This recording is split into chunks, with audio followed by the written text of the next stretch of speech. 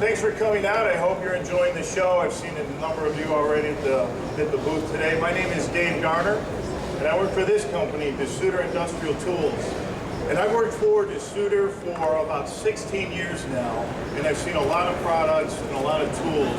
And in that time, I've never seen a product that's just as cool and as innovative as the one I'm going to talk about today. And that would be this tool here, what we call the e-pulse or electric pulse tool. Well, before I get into that, just a little bit of general information about reaction-free tools. As we look at the assembly line today, and we look at designing and making a tool, and some of you look at selecting a tool for your use, there's several factors that we have to consider, and we have to try to balance these out as the makers of tools and the users of tools. And these came into play on an application I saw earlier this year, working with one of the gentlemen here in this room actually. But this was an automotive application, and basically the operator had to take something like this, a pedal assembly, and they have to sit in the car and they have to tighten 4 bolts to 12 Newton meters. So it's challenging just on the physical aspects alone. But what it is, because it's a brake pedal application, it's a critical joint. Obviously, the brake needs to stay attached to the automobile. So an electric tool with a transducer has to be used on this type of job. And then secondly, the tool system is tied as an error-proof system into the assembly line. So if the operator does the job correctly, it tells the line it can advance, and if not, it stops the production line so they can get it done. And then lastly, as I said, the operator has to sit on the floor and reach out and tighten these 4 bolts. So while it's challenging, what it also is, because of the long reach and the bad posture and the torque on the wrist, it's a big opportunity for a repetitive strain injury, or RSI. So it's a tough application. Now, Ford Motor Company, actually it was 100 years ago that Ford launched the moving assembly line. And while we look at that and we see the product looks old and it's changed dramatically, the concept itself remains relatively the same. When Ford invented this, another thing came into being, and that really was the assembly line worker. So tools have had to adapt and change along with that. So as we look at the more modern assembly line, there's a couple of things we have to take into effect. But can a worker complete their task? And do they have the tools to complete the task? So the tool, the thing held in the worker's hand, really becomes the union between the mechanization of the assembly line and the human being themselves. So the tool is a critical juncture in this process of man and machine.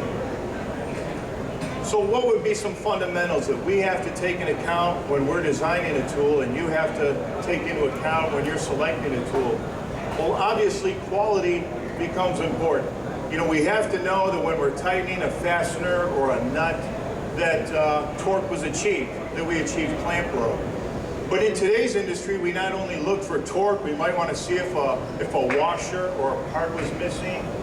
We want to control a line process, and we want the operator to know that they did their job. And if they can see that from the tool, that's very helpful. Additionally, speed. Speed's always important. So we need to run the bolt fast. And while this is a fast bolt, we're talking about the threaded kind, of course. But time is of an essence on the assembly line. You have to meet cycle time, and that becomes critical. Next, cost. And when we think about cost of a tool, a lot of people that I deal with, and you may deal with, we think of, well, what's the price tag of something like this? But we also think of cost as the greater investment in the tool system itself. What is the cost to run the tool? What's the cost of energy? What's the cost of maintenance and repair?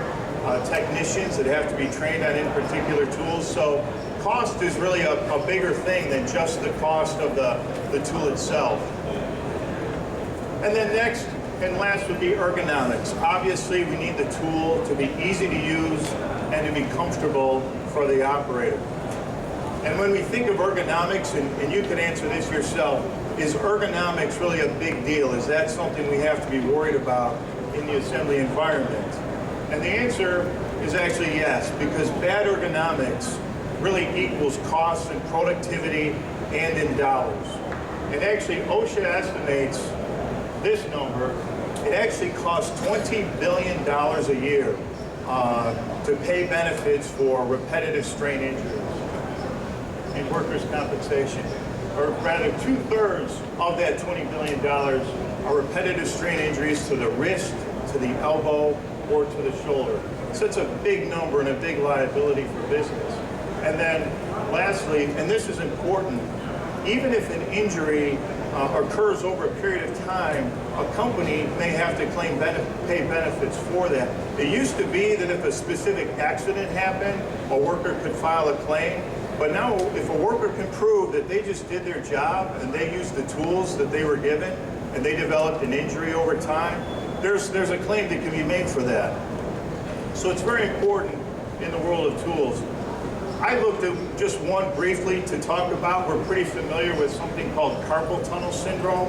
And generally speaking, anything named syndrome is not good. So we want to avoid that. But I couldn't think of a good syndrome as I was thinking of this. Anyways, carpal tunnel develops when the median nerve in the wrist becomes compressed in this bone structure that's called the carpal tunnel. And a listing or a contributing factor to that is listed as the repeated use of hand tools.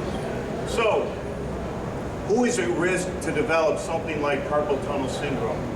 Actually, if we have any ladies here today, you are 3 times more likely to develop carpal tunnel syndrome than a man. And part of that is there's a predisposition that some people just have a smaller carpal tunnel. So in a woman, it may just be actually smaller. Therefore, a certain percentage of your assembly workers are more likely to get this than others. But next, the risk of developing carpal tunnel syndrome, it's listed as it's especially common for those performing assembly type of work.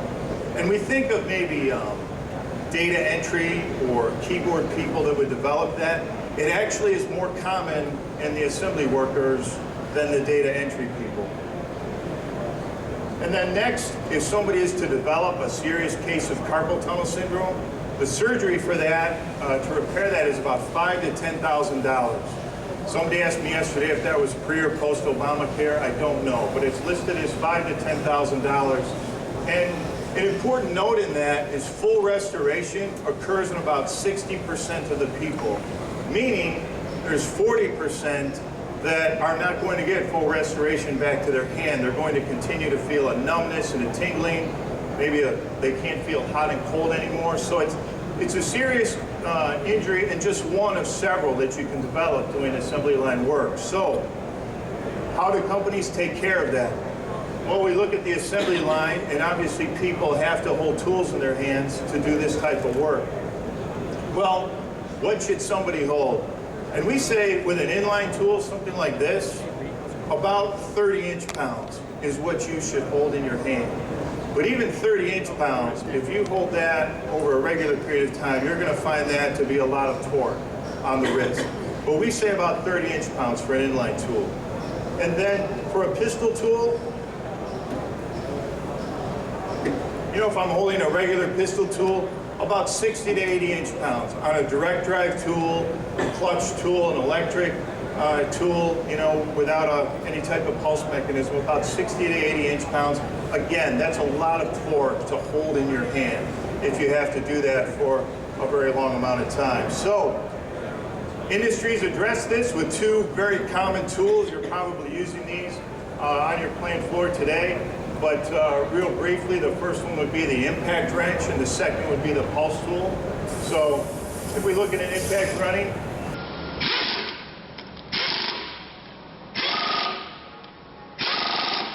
you know, it's going to run the bolts down. It's a great tool as far as being able to run a high torque bolt, and you can hold it right in your hand. And then what came along later, towards the end of the last century, was the impulse or pulse tool. And this tool is different than the impact wrench. It looks and sounds very similar, though.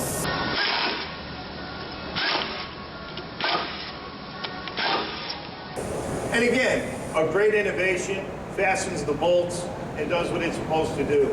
And with an impact wrench, you basically have a tool that's an air tool. It has an air motor, and that's driving the clutch mechanism. So it's really similar to if you took a wrench and put it on a bolt and just kind of hammered away at it, and that's how the impact drives the bolt. The pulse tool is different. The pulse tool uses this pulse chamber or pulse unit on the right, and that's filled with an oil or hydraulic fluid.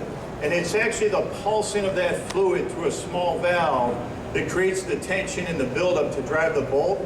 But at the same time, it takes the torque reaction away from the operator. And this was very important when pulse tools came out because they could achieve a level of torque accuracy that wasn't available with the impact wrench, and they still provided the ergonomic benefit. However, there were some challenges with these two types of tooling. With the impact wrench, it's an air motor. And people today are trying to move away from compressed air as an energy source for their tooling. So you have the cost of air and the cost of creating compressed air for the air motor and the impact wrench. It can be a noisy tool. It can vibrate, which can cause some of those same types of injuries that we're trying to avoid. And an impact wrench, if I were to run this impact wrench and I hold the trigger and run it, I'll achieve a certain torque. And if you hold it and run it down, you might achieve a completely different torque. It's very operator dependent. The pulse tool was better than that because we could have a shutoff tool and gain some accuracy, but with the pulse tool, it's still driven by an air motor. So we have that same challenge of the air motor and the cost of compressed air. But now we have an additional challenge. In the pulse tool, with the pulse unit, whenever you talk about pulse tools with people, you start talking about oil or changing oil. Maintenance is required regularly on pulse tools. And when a pulse tool is repaired and put on the assembly line, depending if it's a very high cycle application, it can start to break down within days or a week. And people will put the tool on the line and a week later have to take it off and put a new one on because its capability started to drop off. So there's a big investment in maintenance and maintenance costs with pulse tools. And both of these tools as they are don't send a result. So when we're doing this critical joint, we don't get the information sent to our assembly line that we need to. Now we can take care of that a little bit. We can add a reporting box, and this is a product that we offer. A number of suppliers would offer this that are here today. And basically you take your air tool and through AirLogic you can time how long the tool ran, and now you can start to get some quality results if we actually ran the bolt correctly or not. And we can tie that into a PLC or our assembly line systems and get an answer. But we still have the issue of the air motor and the pulse unit that aren't taken care of with this solution. A completely different solution than that is the electric tool, something similar to this. Now with the electric DC tool, we get all the quality needs filled that we want. We can program for angle rundown and torque and different strategies. We can connect the tool and get our information out of the line. The challenge is the electric tool is not reaction free. And often in a handheld application, we'll use a right angle tool. You know, this is an air tool, but we have an operator doing something like this. And it's actually proven that a pistol configuration is 30% more efficient if an operator can just hold a pistol and work like this instead of having to use a right angle tool like this. So the electric tool solves our quality issue, but not our ergonomic one.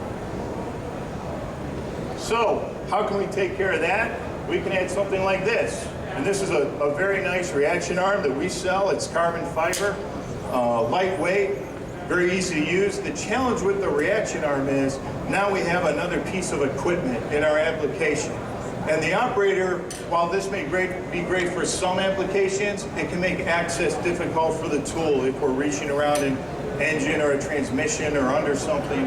And we have to hang this up, and it can get in the way of other equipment that we want to put on the assembly line. So this solves a need with the electric tool to make it torque free, but it creates another problem in that it can limit access. So Desoutter looked at all of this information, and we came up with a very innovative approach to this reaction issue that we'll talk about here in a little bit. And that was this: can we take the electric tool but use the electric motor to control the pulse? Now that we can control the motor, we don't have to worry about the pulse unit with oil or a clutch mechanism or things like that. And the added advantage of this approach is that now we can actually control the pulse. So if I have a hard joint here and a soft joint there, I can program the tool to do both. Where traditionally with the traditional existing pulse tool, this tool is just going to run the way it is, and it's very difficult to make it adapt to different types of joints. So we actually can create a pulse tool that's electric, but adaptable. And that brings us to this, and I am not kidding when I say this is the coolest thing that I've seen since I've been in this business. A number of you that have been by our booth have seen this, and it's one of those things you kind of have to feel instead of see. But looking at the e-pulse tool and this innovation, now we have a tool that's very ergonomic. We can achieve the no reaction need of the operator. But additionally, we have the lack of a pulse unit, so now we're not doing oil changes that are so common with the air pulse tools. Very easy to use for the operator. You know, again, they're just going to pull a trigger and hold that down until the tool stops. Highly reliable. Compared with the air pulse tool, you're not going to have that breakdown of performance over time.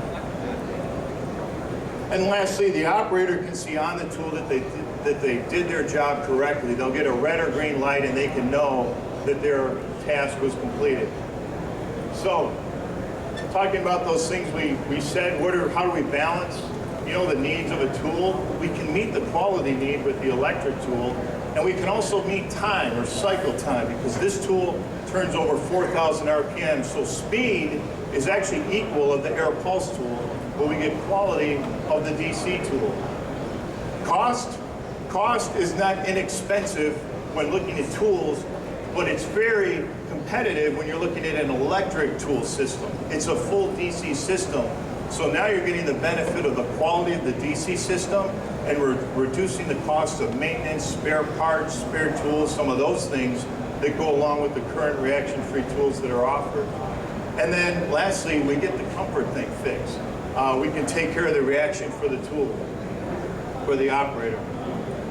So going back to what I talked about at the beginning, if I was going to do this automotive assembly, and I'll come down here to do this, but you know, this was a potential repetitive strain injury waiting to happen.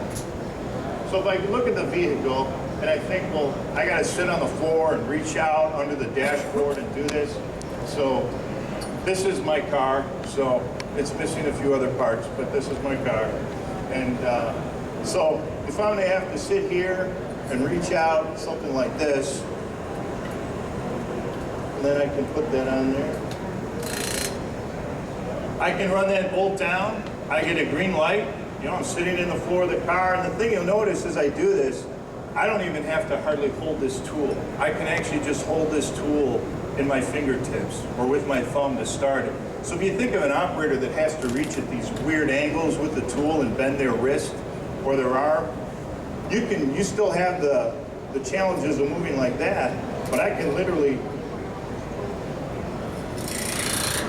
run that down in my fingertips.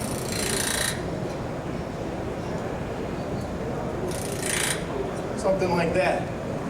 So, you know, we can fasten 4 bolts, so we can obviously do it a lot quicker than that, as I'm much better at this than actually being a tool operator. But the advantages now we can fasten the 12 Newton meters, and we can actually do that without reaction on the wrist. And that's really goal number 1 for the operator. You know, in their life, they're not going to have this injury to their arm. But we can also count the screws, make sure that's done correctly, measure the angle. It's a transducerized tool, so it meets that need of a critical joint that's required. It's fast. We don't have the reduction in performance, and we can actually adapt to the joint. As you heard this pulsing quite a bit, we can actually adapt to that and change that. This was a project launched by Desoutter about 2 years ago, and a company in Japan tasked us and a couple other people with making something like this. And the goal, they said, was this. First and foremost is operator comfort. Can we make something that the operator can use and be comfortable doing it. Next, it has to be highly productive though. We can't sacrifice time and productivity to achieve this. And then it needs to be clean. There's a big push to move away from the compressed air. It needs to be clean. We need to take the oil out of the application and have an all-electric tool. And then lastly, we want to reduce maintenance costs.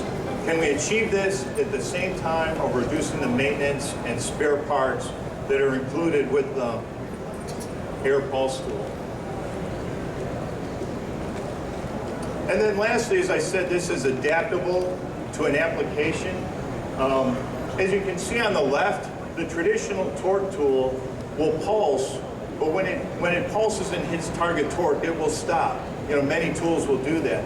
So while you achieve torque, if it's a soft joint or a joint with a gasket or something rubbery, that joint can relax rather quickly or sometimes over time. So while initially you'll see a good torque result, over time you may not have a good fastening solution.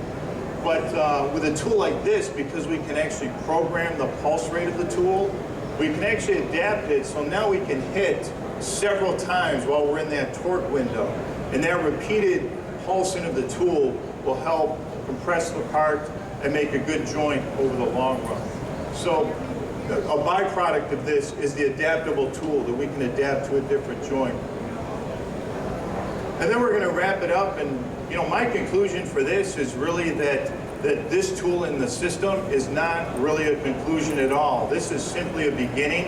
As we work on this and the industry works on this, this is a new technology for us. It's gotten a great response, and it shows those basic needs we were trying to fill of improving quality, reducing overall cost, meeting cycle time, and providing the ergonomic solution. So this is a start for us. We're going to continue to make bigger tools in this range. Our current tool goes up to 25 Newton meters. As you see it here, the next tool will be 50 Newton meters, and we find that torque covers a lot of torque possibilities in the industry, but certainly not all, as there's much more beyond that needs to be taken care of. But with that, I appreciate your time, and thank you for stopping by. I'll be available at our booth, the Desoutter booth 423, I believe, the rest of the day. If you want to stop by and see this in much more detail than what I've shown here, we'd love to see you. All right, well, thank you all very much for coming. I hope you enjoy the show and the rest of the day.